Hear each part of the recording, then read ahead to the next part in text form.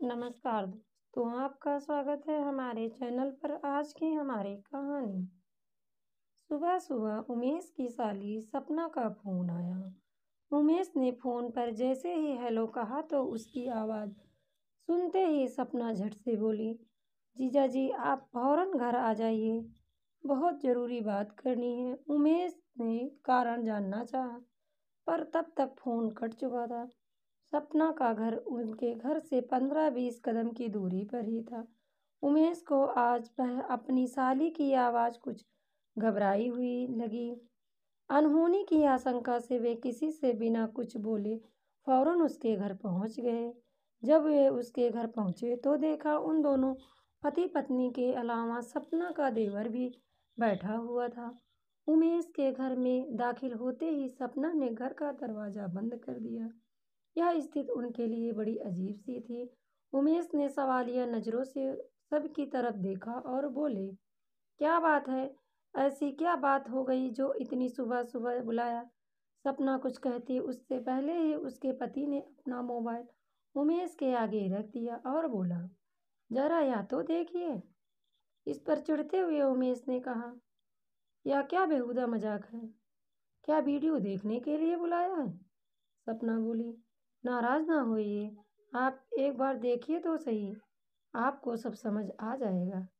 जैसे ही उमेश ने यह वीडियो देखा उसका पूरा जिस्म गुस्से से कांपने लगा और वह ज़्यादा देर वहां रुक नहीं सका। बाहर आते ही उमेश ने अंजलि को फ़ोन लगाया। अंजलि की आवाज़ सुनते ही उमेश की आवाज़ भर्रा गई। तुम सही थी, मैं एक अच्छा पिता नहीं बन पाया। ननद तो तुम्हारी इस लायक थी ही नहीं जिन बातों पर एक माँ को गौर करना चाहिए था, पर तुमने एक पल में ही गौर कर लिया। तुमने तो मुझे होशियार भी किया और हम सब कुछ नहीं समझे। यही नहीं दीपा, पर अंधा विश्वास किया। मुझे अफसोस है कि मैंने उस दिन तुम्हें इतनी कड़वे शब्द कहे। अरे जीजा जी, आप यह क्या बोले जा रहे हैं? मैंने आपकी किसी बात का बुरा नहीं माना था। अब आप बात बताइए या यूं ही बेतुकी बातें करते रहेंगे? आखिर हुआ क्या है? उमेश ने पूरी बात बताई और कहा, अब आप ही बताओ मैं क्या करूं? मुझे कुछ समझ नहीं आ रहा। और उमेश की आवाज़ भर्रा गई। आप परेशान मत होइए, जो होना था हो गया। अब यह सोचने की ज़रूरत है कि आगे क्या करना है। ऐसा करिए, आप सबसे पहले घर पहुंचिए और दीपा को स्कूल जाने से रोकिए। पर इससे क्या होगा? क्यों नहीं होगा? आप ही बताओ। इस 1-1.5 साल में आपने क्या किसी भी दिन दीपा को कहते हुए सुना कि वह स्कूल नहीं जाना चाहती? चाहे घर में कितना ही ज़रूरी काम था या तबीयत खराब हुई, लेकिन वह स्कूल गई। मतलब कोई ना कोई रहस्य तो है स्कूल जाने का, कुछ तो संबंध है इस बात से। वैसे ही यदि आप सीधा सीधा सवाल करेंगे तो वह आपको कुछ नहीं बताएगी। देखना, आप स्कूल ना जाने की बात से वह बिफर जाएगी और फिर आपसे जाने की जिद करेगी। तब मौका होगा उससे सही सवाल करने का। क्या आप मेरा साथ दोगी? आप आ सकती हो उससे बात करने के लिए?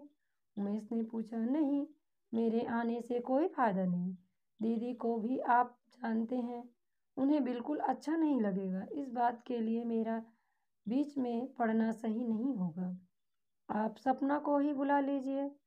घर जाकर उमेश ने सपना को फ़ोन करके बुला लिया और दीपा को स्कूल जाने से रोका। आज तुम स्कूल नहीं जाओगी। लेकिन उम्मीद के मुताबिक दीपा स्कूल जाने की जिद करने लगी। आज मेरा प्रैक्टिकल है, आज तो जाना ज़रूरी है। इस पर उमेश ने कहा, वह मैं तुम्हारे स्कूल में जाकर बात कर लूँगा। नहीं पापा, मैं रुक नहीं सकती। आज इट्स अर्जेंट। एक बार में सुनाई नहीं देता? कह दिया ना नहीं जाना है। पर दीपा बार बार जिद करती रही। इस बात पर उमेश को गुस्सा आ गया और उन्होंने दीपा के गाल पर थप्पड़ रसीद कर दिया।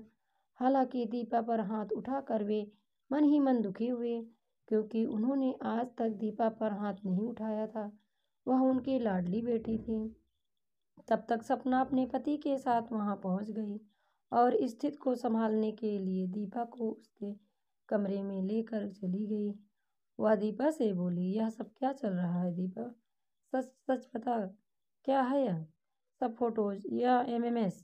दीपा उन फोटोज और एमएमएस को देखकर चौंक गई। हाँ, यह सब से शब्द उसके गले में ही अटके लगे।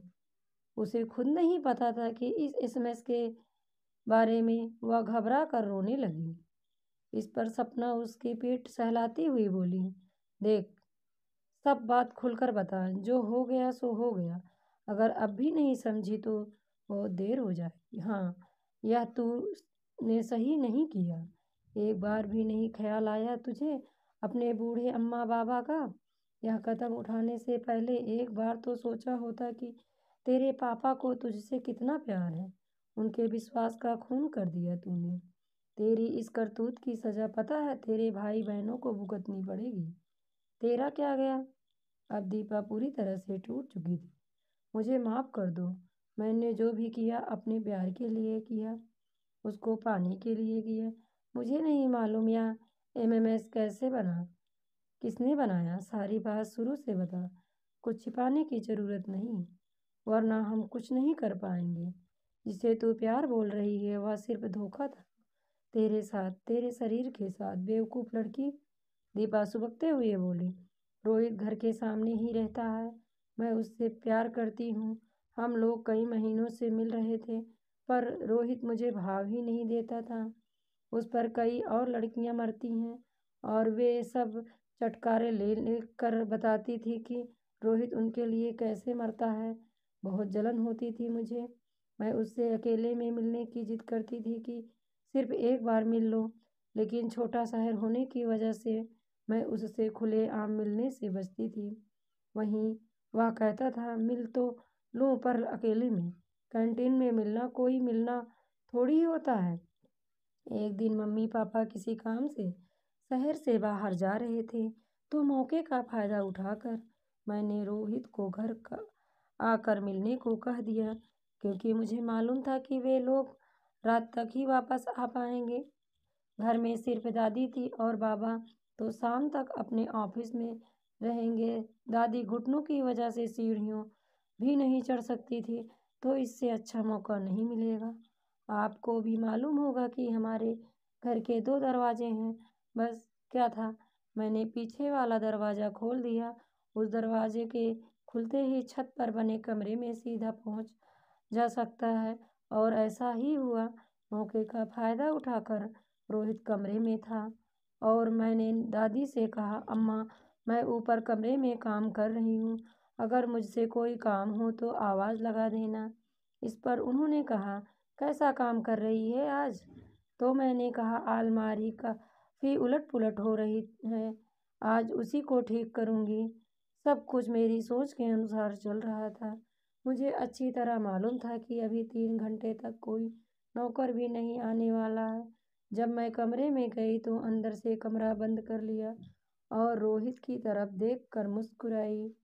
मुझे यकीन था कि रोहित खुश होगा, फिर भी पूछ बैठी, अब तो खुश हो ना? चलो, आज तुम्हारी सारी शिकायत दूर हो गई होगी। हमेशा मेरे प्यार पर उंगली उठाते थे, अब खुद ही सोचो, क्या ऐसी कोई जगह है यहाँ हम दोनों आराम से बैठकर 1-2 घंटे बात कर सकते हैं?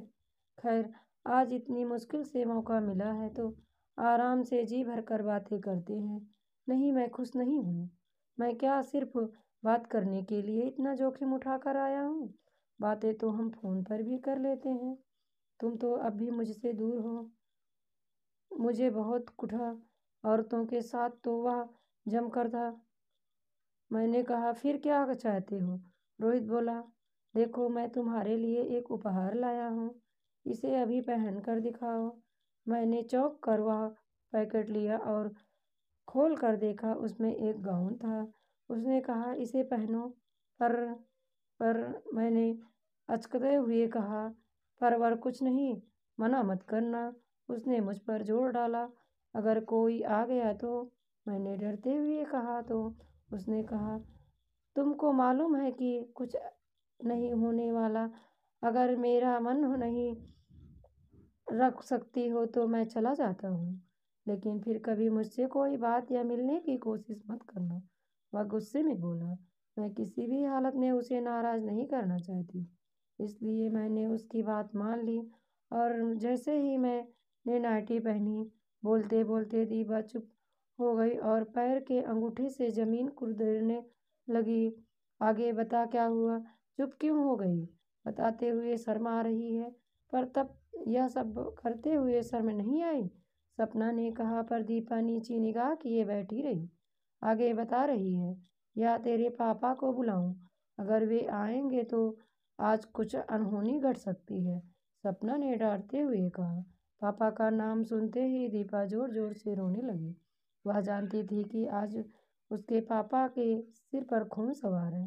बता रही हूँ, सुबकते हुए बोली। जैसे ही मैंने नाइटी पहनी तो रोहित ने मुझे अपनी तरफ खींच लिया। मैंने घबरा कर उसको धकेला और कहा, यह क्या कर रहे हो?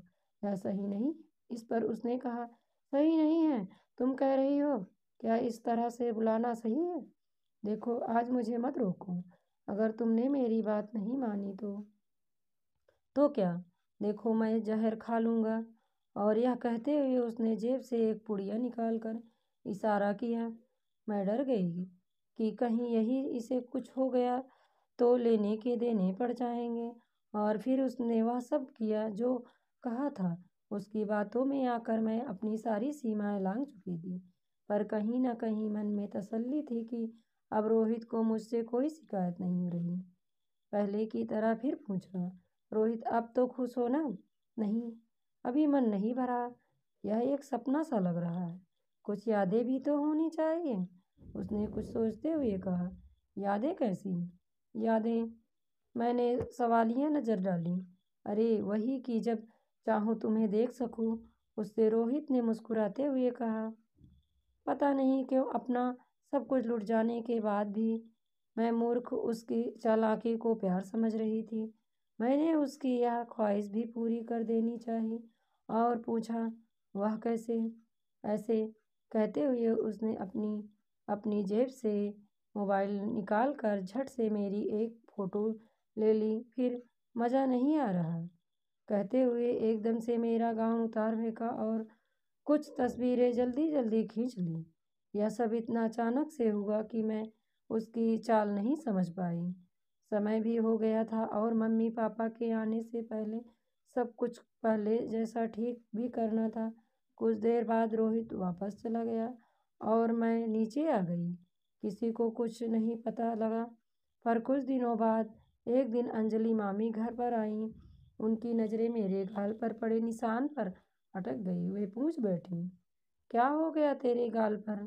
मैंने उनसे कहा, कुछ नहीं मामी, गिर गई थी। पर पता नहीं क्यों मामी की नज़रें सच भांप चुकी थी। उन्होंने अपनी बात पर जोर देते हुए कहा, गिरने पर इस तरह का निशान कैसे हो गया? यह तो ऐसा लग रहा है जैसे किसी ने जोर से चुम्बन लिया हो। सब ठीक तो है ना दीपा? मैंने नज़रें चुराते हुए थोड़े गुस्से के लहजे में कहा। पागल हो गई हो क्या? कुछ सोच कर तो बोलो। और मैं गुस्से से वहाँ से उठकर चली गई। लंच के बाद सब लोग बैठे हुए हंसी मजाक कर रहे थे। मामी मुझे समझाने के मकसद से आई तो उन्होंने मुझे खिड़की के पास खड़े होकर रोहित को इशारा करते हुए देख लिया। हालांकि मैं उनके कदमों की आहट से संभल चुकी थी, पर अनहोनी नजरें सब भांप गई थी। मामी ने मम्मी से कहा, दीदी, अब आपकी लड़की बड़ी हो गई है, कुछ तो ध्यान रखो। कैसी माँ हो? आपको तो अपने घूमने फिरने और किटी पार्टी से ही फुर्सत नहीं है। पर मम्मी ने उल्टा उनको ही डांट लगा दिया। फिर मामी ने चुटकी लेते हुए मुझसे कहा, क्या बात है दीपू, हम तो तुमसे इतनी दूर मिलने आए हैं और तुम हो कि बात ही नहीं कर रही हो। अरे भाई, कहीं इश्क विश्क का तो मामला नहीं है? बता दो, कुछ हेल्प कर दूंगी। आप भी ना कुछ भी कहती रहती हो। ऐसा कुछ नहीं है, मैंने अड़कते हुए कहा। लेकिन मामी को दाल में कुछ काला महसूस हो रहा था। उनका दिल कह रहा था कहीं ना कहीं कुछ तो गड़बड़ है, और वे भी यह भी जानती थी कि ननद से कहने का कोई फायदा नहीं। वे बात की गहराई को समझेंगी नहीं, इसलिए उनको पापा से ही कहना ठीक लगा। बुरा मत मानिएगा जीजा जी, अब दीपा बच्ची नहीं रही। हो सकता है मैं गलत सोच रही हूँ, पर मैंने उसे इशारों से किसी से बात करते हुए देखा है। पापा ने इस बात को कोई खास तवज्जो नहीं दी, सिर्फ अच्छा कहकर बात टाल दी। जब मामी जी ने दोबारा कहा तो पापा ने कहा, मुझे विश्वास है उस पर, ऐसा कुछ नहीं है, मैं अपने आप देख लूँगा। मैं मन ही मन बहुत खुश थी, लेकिन यह खुशी ज़्यादा दिन नहीं टिकी। अब रोहित उन फोटोज़ को दिखाकर मुझे धमकाने लगा। रोज़ मिलने की जिद करता और मना करने पर मुझसे कहता, अगर आज नहीं मिली तो ये फोटोज़ तेरे घर वालों को दिखा दूँगा। पहले तो समझ नहीं आया क्या करूँ, कैसे मिलूँ, पर बाद में रोज़ स्कूल से वापस आते हुए मैं रोहित से मिलने जाने लगी।